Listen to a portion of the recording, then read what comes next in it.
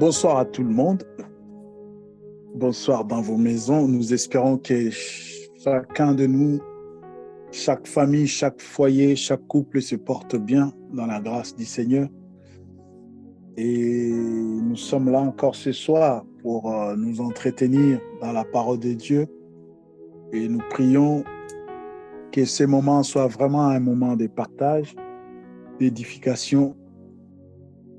Par l'Esprit du Seigneur, nous demandons que sa grâce nous cadre et que sa présence se manifeste dans nos cœurs. Merci, que Dieu vous bénisse.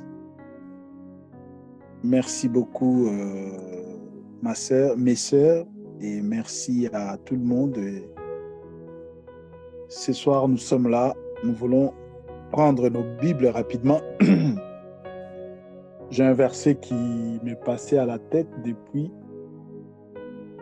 et j'aimerais que nous puissions nous entretenir là-dessus. Nous sommes dans le psaume 124. Je vais faire une lecture rapidement.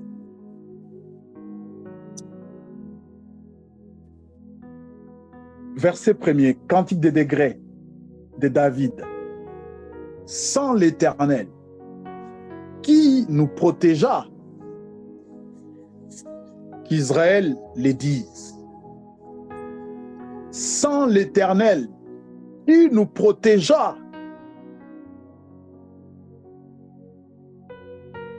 Bien-aimés, je voudrais parler rapidement d'un sujet qui est très capital pour chaque enfant de Dieu, pour chaque personne, pour chaque vie, pour chaque communauté, chaque famille, chaque foyer, chaque pays. Je voulais parler de la protection rapidement, juste par rapport dans le contexte de ces psaumes. Ces psaumes dit Cantique des degrés de David. Sans l'Éternel qui nous protégea, que quelqu'un le dise. Sans l'Éternel, il nous protégea. Quand les hommes s'élevèrent contre nous, ils nous auraient engloutis tout vivant. Quand leur colère s'enflamma contre nous, alors les eaux nous auraient submergés. Le torrent aurait passé sur notre âme. Alors aurait passé sur notre âme le flot impétueux. Béni soit l'Éternel, qui ne nous a pas livrés en proie à leurs dents. Notre âme s'est échappée comme l'oiseau du filet de l'oiseleur. Le filet s'est rompu et nous sommes échappés. Notre secours est dans le nom de l'Éternel qui a fait les cieux et la terre. Seigneur, bénis ta parole. Bien-aimés, j'ai lu ces versets, j'ai lu ces psaumes il y a longtemps. Mais lorsque cette voix, cette parole a retenti dans mon cœur, juste la question que l'auteur se pose, j'ai dit, waouh, je dois partager cette pensée avec l'Église du Seigneur. Ici, David, il se pose comme une question. C'est-à-dire, il vient de sortir d'une situation, il vient de subir une attaque, il y a eu une circonstance, une situation, un événement qui s'est passé. Et cet événement a laissé David comme hébété, comme stupéfait. Pour dire, mais tout ce qui nous est arrivé, sans l'Éternel, si l'Éternel n'avait pas été là, David voulait dire par là, si l'Éternel n'avait pas été là.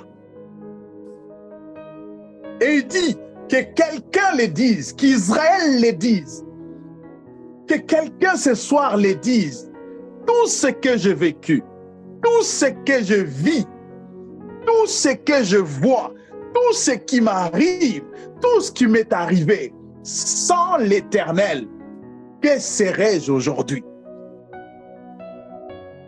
Oui, maman, oui, papa, oui, frère, oui, sœur, oui, cher bien-aimé, oui, compatriote, oui, mon ami, tu as vécu des choses dans ta vie. Peut-être que des choses pas bien, des choses horribles t'est déjà arrivé. Et tu es sorti indemne de cette situation. Tu es sorti vivant de cet accident, comme moi qui vous parle. Je me rappelle et je me rappellerai toujours, alors que j'étais encore bébé spirituel. Je venais de naître dans le Seigneur. Et j'avais effectué un voyage à 500 km de la capitale. Et je me rappelle comme si c'était hier. Parce qu'il y a des choses des fois qui nous arrivent dans la vie. Il est difficile, voire impossible, de ne pas se souvenir. Nous étions dans un bus ou dans un autocar. On revenait d'une province à 500 km de la capitale et arrivé à 100 km de la capitale, on a eu un accident. Il s'est fait que l'autocar s'est plongé dans un ravin. Et dans l'autocar, il y avait aussi de la marchandise. Vous savez, de voir en Afrique comment on voyage. Et il y a eu une débandade et tout s'est renversé. Tout était éparpillé, tout était en bazar. Et je me suis retrouvé, mon pied coincé sous les sièges, sous un sac de maïs de plus de 100 kilos et avec une barre de fer d'un diamètre à peu près de 20 ou 30 dans mon pied. Et j'étais là, je pleurais. Je disais, bien aimé, dans le bus, étant bébé spirituel, c'est moi qui ai pris la parole ces jours-là. Je me rappellerai encore. Je parlais, j'ai invité des personnes, j'ai invité des gens à ouvrir leur cœur au salut. Et quand on a eu cet accident, j'étais là, je pleurais, cher bien-aimé. Comme par hasard, tout le monde est sorti du bus. Et je suis resté seul, coincé dans le bus, avec mon cousin, que j'ai été accompagné d'ailleurs. Mon cousin était coincé sous un sac de maïs. J'ai percé ces sacs de maïs. J'ai commencé à vider les maïs, les contenus, pour pouvoir libérer mon cousin. Et je lui ai libéré. Il est sorti avec les stress, avec la panique et tout, sans pour autant faire attention que moi j'étais resté. Et je suis resté là pendant au moins 10 à 15 minutes. Et on est venu me libérer. J'avais une plaie qui m'a laissé une cicatrice aujourd'hui. Je pourrais vous le montrer si on était en présentiel. Je pleurais, je pensais, j'ai dit, Seigneur, c'est moi qui ai apporté la parole. C'est moi qui t'ai prêché. Qu'est-ce qui m'arrive? Et on était là sans secours. Et j'avais le sang qui giclait. Et je commençais à pleurer. Tout d'un coup, parmi les gens qui sont venus nous secourir, il y avait un collègue à moi, c'était un ami aussi. On avait fini l'école, le lycée ensemble. On a été avec lui au lycée, on a fini ensemble. Et quand il m'a vu, il est tombé sur moi. Il pleurait. Il m'a dit, Léon, l'hémorragie est tellement que je crains pour toi. Et j'ai commencé à pleurer.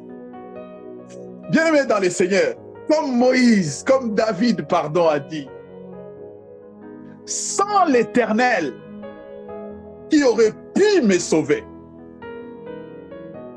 La Bible dit, le Seigneur, l'Éternel, n'abandonne pas ses enfants. Bien-aimé, on était à peu près à 100 km de la capitale.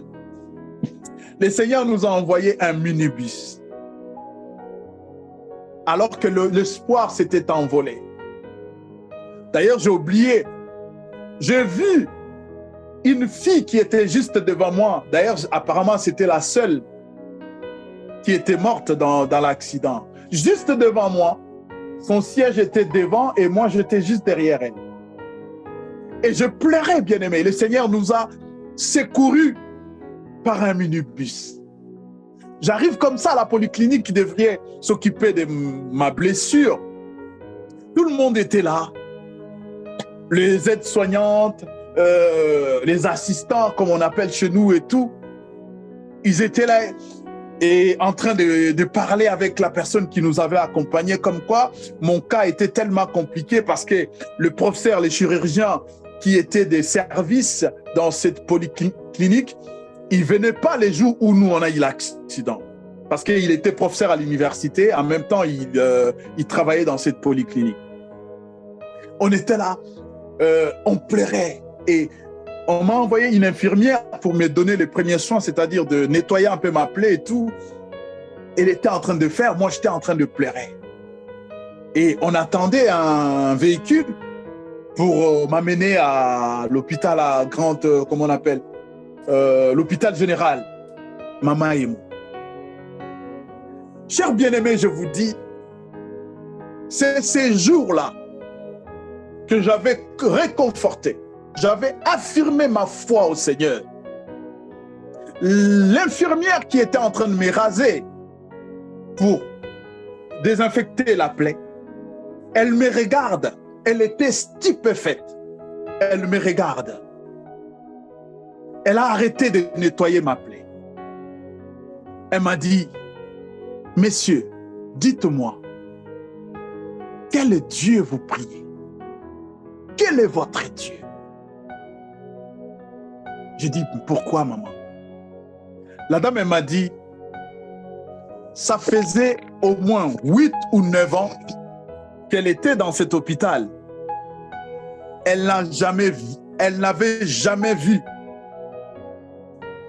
ces chirurgiens, ces jours de la semaine, si c'était un jeudi, admettons, elle n'avait jamais vu ces médecins les jeudis à la polyclinique.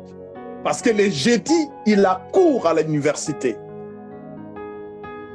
Et ces jours-là, cette dame a vu ces chirurgiens. Elle m'a dit ceci, tu pries un Dieu vivant.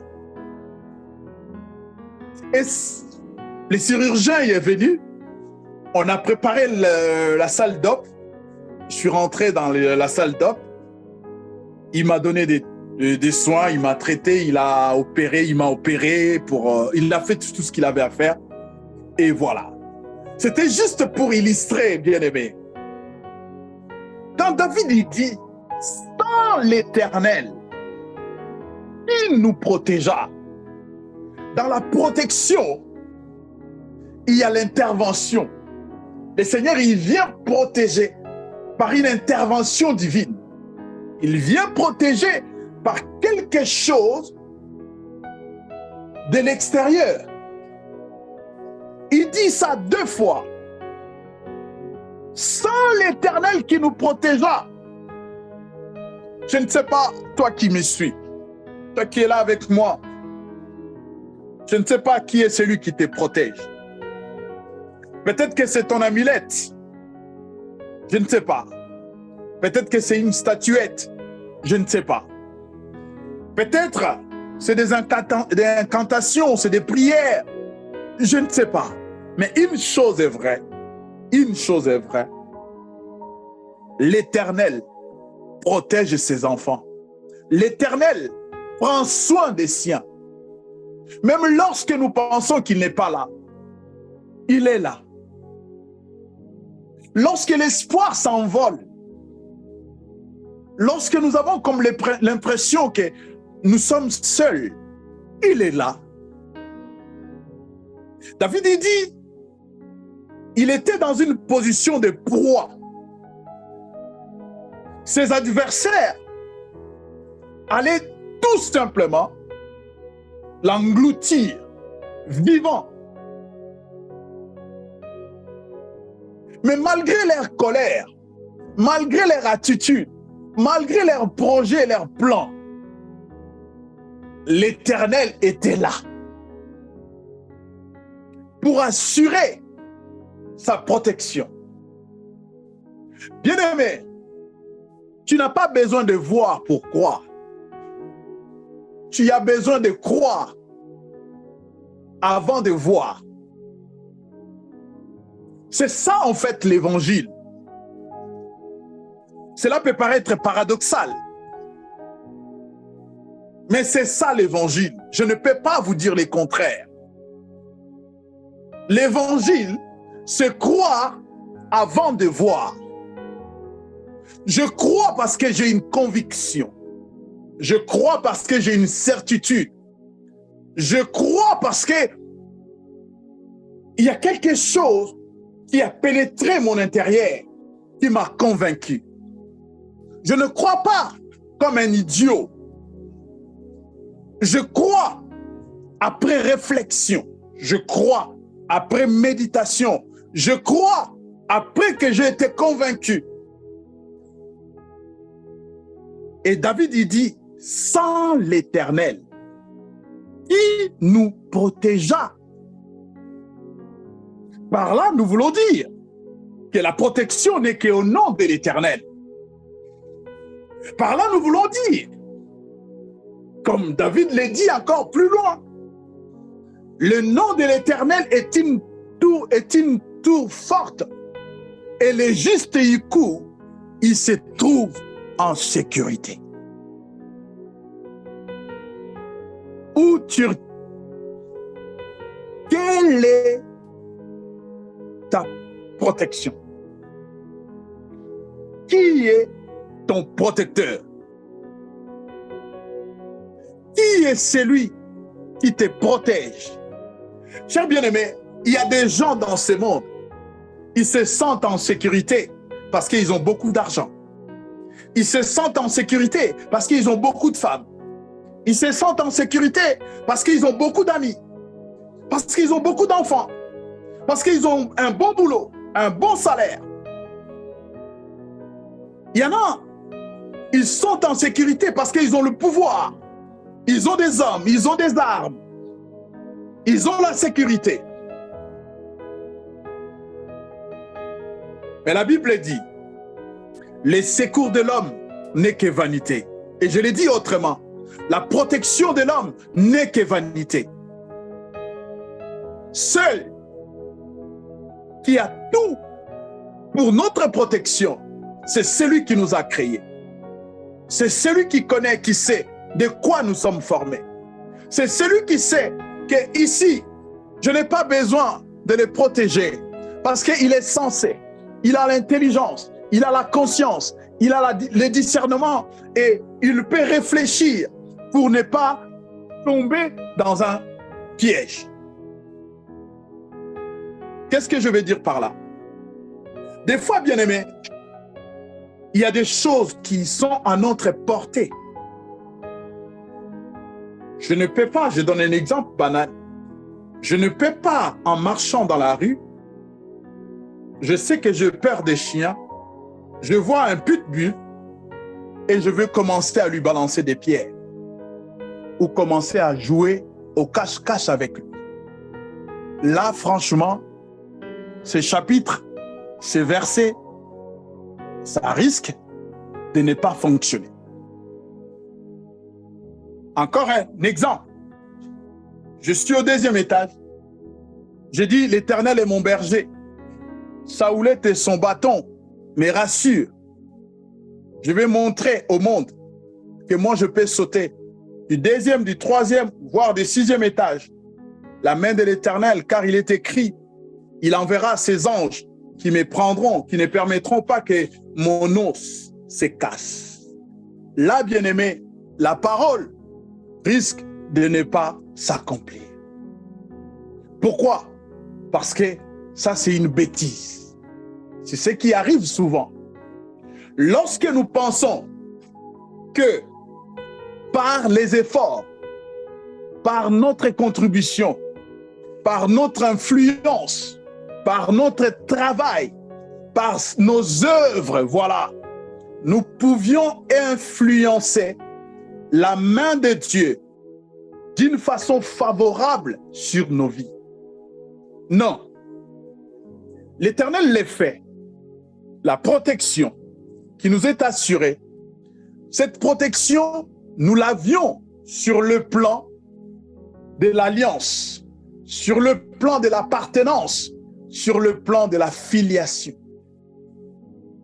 Nous n'avons pas cette protection parce que nous avons donné notre dîme, parce que nous avons donné les offrandes, parce que nous avons été à l'église où nous sommes assidus. Non, cette protection est conséquence d'une alliance. Dans cette alliance, il y a une clause qui stipule comme quoi l'Éternel te protégera. Il bénira ton départ et ton arrivée. L'Éternel bénira ta naissance jusqu'à ta mort. L'Éternel bénira ta naissance jusqu'à toute la... Il bénira ta naissance, il bénira ta naissance, toute la vie que tu auras passée sur la terre et jusqu'à ta mort.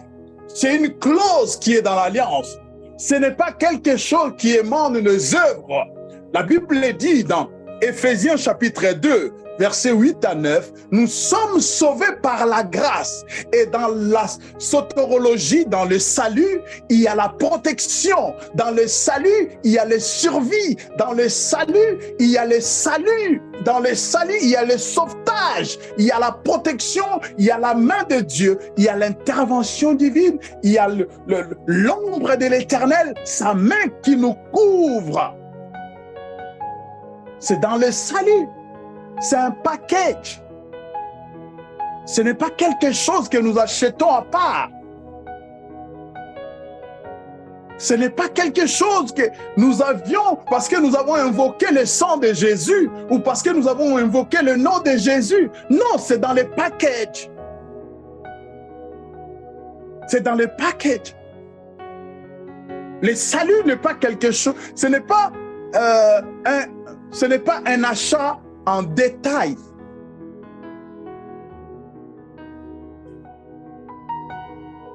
Je n'achète pas les saluts. J'achète les saluts de l'âme. J'achète les saluts du corps. J'achète les saluts de l'esprit. C'est un package. Et ces saluts, cette protection, nous l'avions de la part du Seigneur. Je ne sais pas qui est celui qui te protège. Est-ce que c'est ton argent? Est-ce que c'est ton mari? Il y en a comme une fois, il y a un de mes frères qui m'a dit comme quoi son épouse, à l'époque c'était sa fiancée, qui lui disait « Non, toi je te veux un peu baraquer parce que je veux que quand je suis dans la rue avec toi, que je me sente en sécurité. Que lorsque les gens me verront avec toi, lorsque les hommes me verront avec toi, qu'ils sachent qu'il y a un homme à mes côtés. » Dieu, ce n'est pas comme ça. Il n'a pas besoin de bomber son torse. Il n'a pas besoin de montrer ses muscles. Il est là comme Dieu.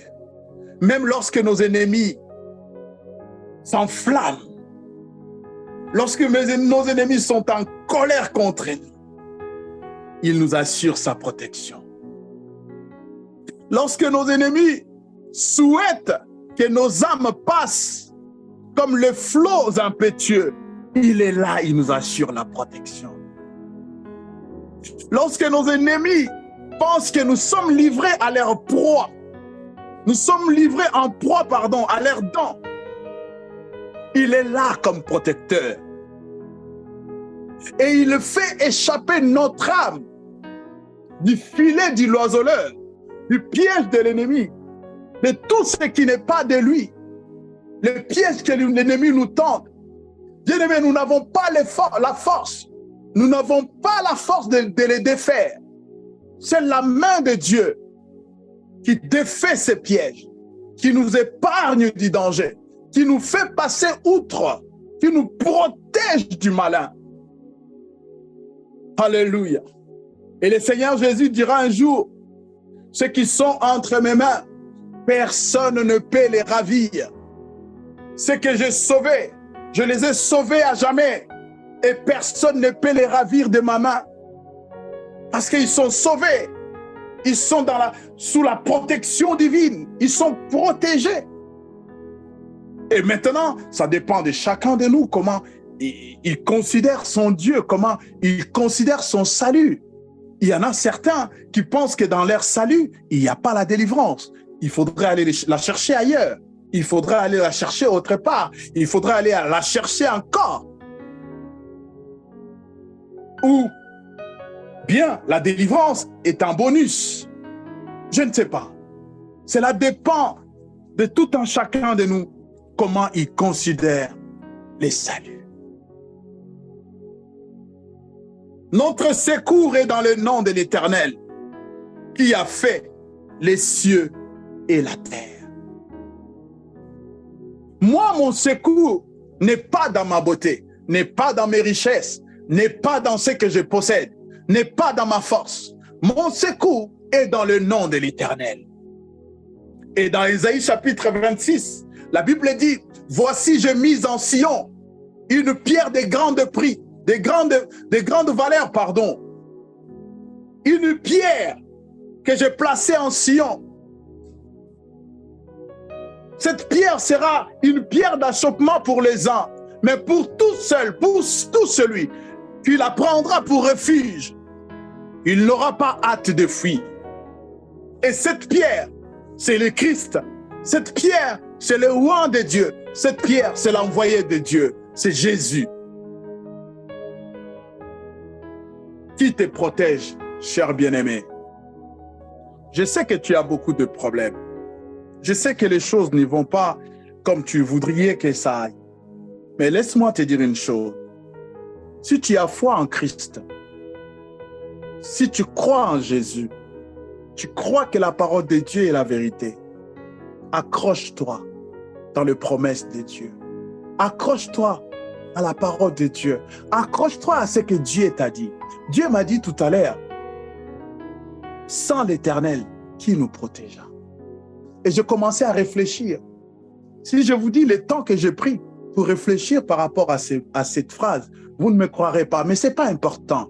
Et je voudrais vous dire une chose. Je ne sais pas. Je ne sais pas. Ici, je dis à nous qui sommes dans les Seigneurs, à nous qui prions, nous sommes très hypocrites. Des fois, nous ne comprenons pas les choses de Dieu, mais nous voulons faire croire aux gens que nous avons compris, que nous comprenions les choses de Dieu. Nous n'avons pas l'humilité en nous. Nous n'avons pas la simplicité en nous. Nous n'avons pas cet esprit de reconnaître nos faiblesses. Nous voulons nous faire... Peut-être je parlerai, peut-être les dimanches, et le Seigneur nous donne le temps. Nous voulons faire croire aux gens que nous connaissons, nous avons la science infuse. Oh, bien-aimés dans le Seigneur, je parle des choses de Dieu. Le Seigneur dit, nous connaissons tous en partie. Pour nous éviter cet orgueil, ces complexes de supériorité, le Seigneur nous a donné une connaissance à moitié en ce qui concerne sa parole. Nous connaissons tous en partie. Reconnaître ses limites aussi, ce n'est pas un aveu d'échec. C'est aussi une façon de dire, je suis fort, mais je reconnais que cette épreuve, je reconnais que ce niveau n'est pas mon niveau.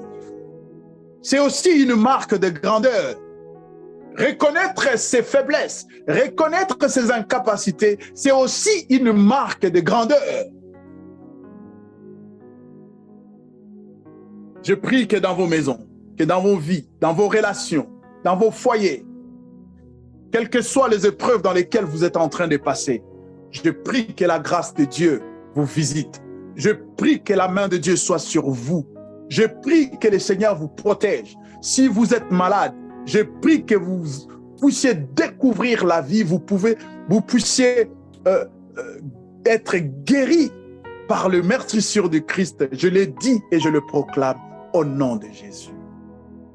Père, merci. Je bénis chaque personne qui aura la possibilité de nous écouter. Nous avons fait que parler de ta part et bénis cette parole dans le cœur de chacun. Au nom de Jésus.